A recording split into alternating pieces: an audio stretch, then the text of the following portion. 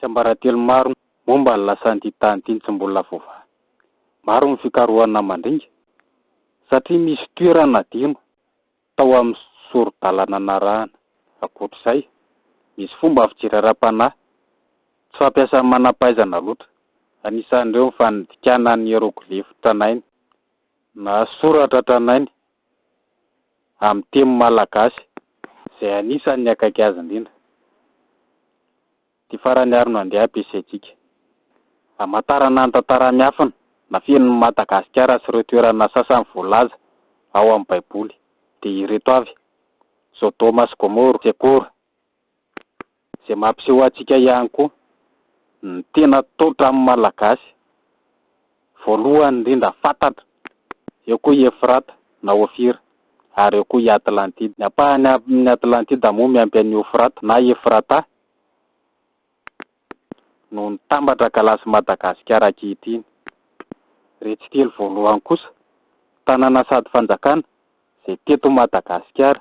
Eny teto Madagasikara no nisy azy, izay azo faritana ho manodidina sy toa vakina karatra. Fofo maro no hita manamarina an'izany eo amin'ny baiboly. Kampikarohana miavaka ity izay nahafahantsika namantatra amin'ny fototra ny hevian'ny razamben'ny akamaroany ny zanak'olombelona.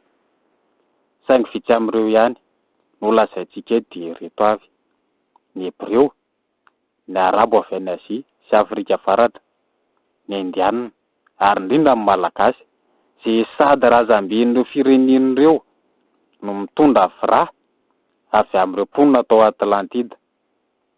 Tahaka an'ireo rehetra ireo koa tantarana firenen'ireo fa tsy manankantsika hitanisa fiainan'olo malaza vitsivitsy ao amin'ny baiboly.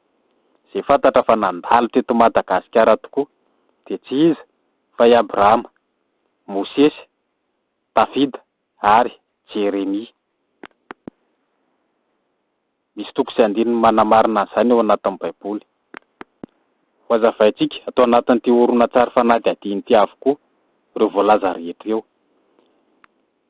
Mba hafeno tsara ny fanadihadiantsika, tsy ho adinoina ny milaza momba ny fanatotosan'ity horonan-tsary ity.